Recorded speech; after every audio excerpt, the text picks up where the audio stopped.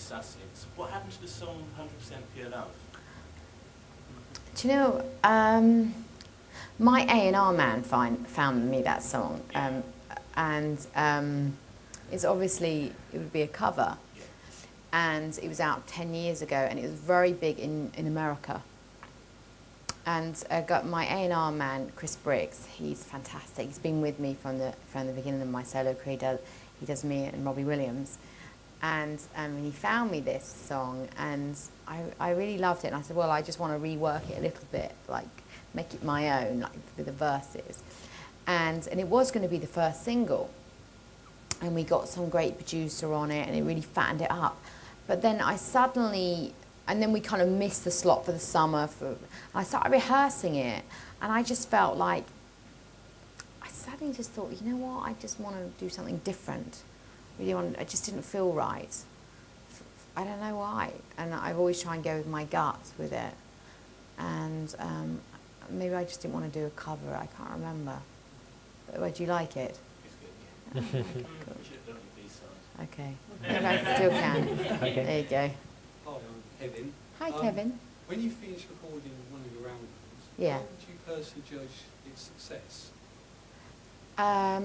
This is different. This is, a big question, because before, bear in mind that I've come from the Spice Girls, which was, is a phenomena.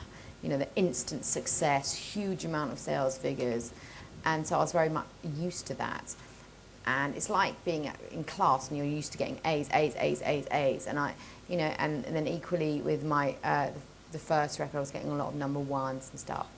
And now, I'm not sure how well this record is going to do economically with numbers, but I've had to, and this just come from maturity, I feel like this is the best record I've ever done, this one. I just do. I think the first record was better than the second record. This is what I'm looking at it today.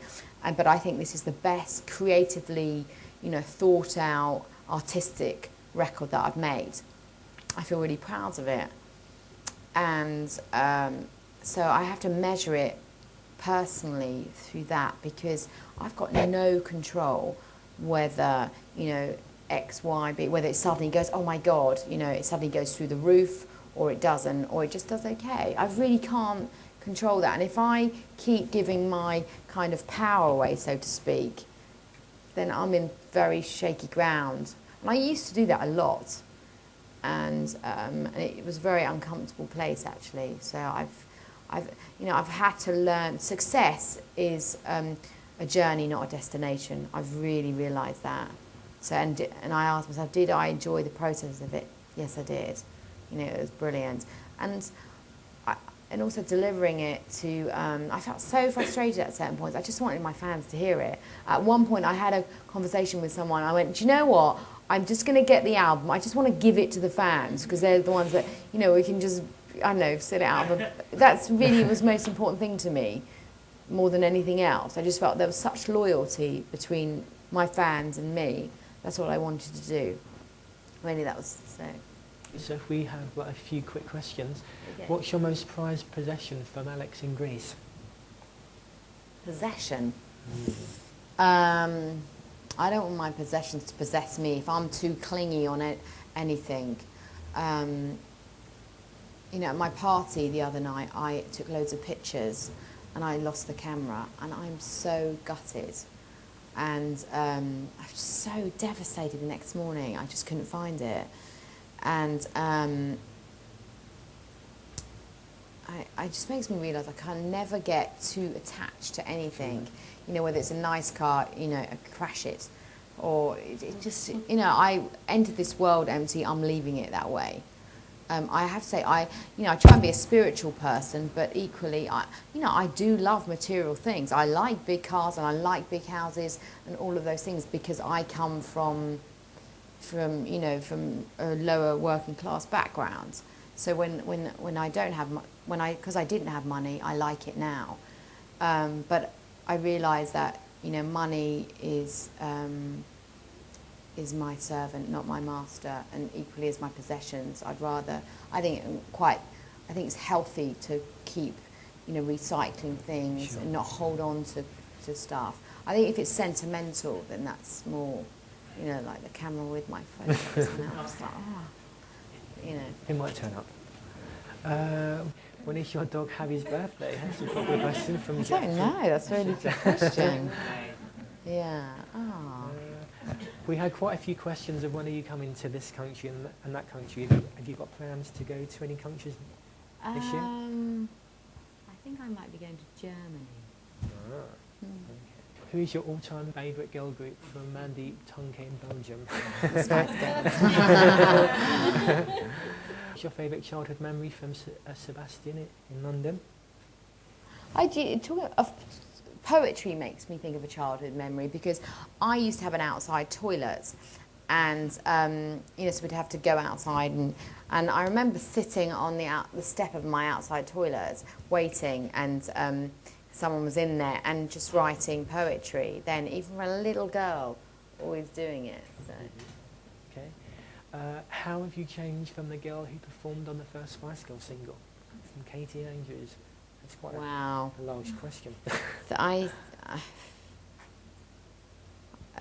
can't believe some of the things in which way I've changed. And certain things that, you know, I want to keep, like the spontaneity, and in silly ways I don't wear high shoes, but in a way I feel like I've done full circle in certain ways. I think I'm much more chilled out, and yeah, I think I'm more accepting and person. I mean, I think I've changed dramatically in the last, last year. I mean, if some of you saw the documentary, I mean, I'll share with you guys. I think that documentary was just, I don't like it. I feel like it was really one-dimensional, and like 9 months of filming, and they showed 90 minutes of one part of me being do you know what I mean? We all have a mad moment, and I just felt like it could have. I was disappointed because I would have liked to, you know, I was very trusting of the people that made it, and because I think one should never be their own editor, because then I think it's kind of looks more of a, you know, a promotional glamour thing, which I think is kind of distasteful. But so I think it's better to let somebody else have a point of view of you, and I would have liked to have shared other parts of me. That, you know, there was so much more of the making of the album. I thought they just showed one bit of me, the crazy bit of Geri when she's having a mad moment, and that was it. And I felt really disappointed of that, and I felt like I've changed dramatically. Actually, by watching it, I was like, oh my god. And I think, you know, all the experiences that I've been blessed to receive have been, you know, amazing reasons to make me grow, and, you know, I'm really grateful for that. You know, I'm grateful for today, you know, to just sit down and say thank you to all of you individually, you know, because actually if you didn't buy my records, or, you know, I wouldn't be where I am today. So I just want to say thank you. It's really nice to see you all. Thanks. Okay, I think that's quite a nice place to wrap up the proceedings. So Okay, thank cool. you very much, Geri, for coming in. Excellent. Thank you very much.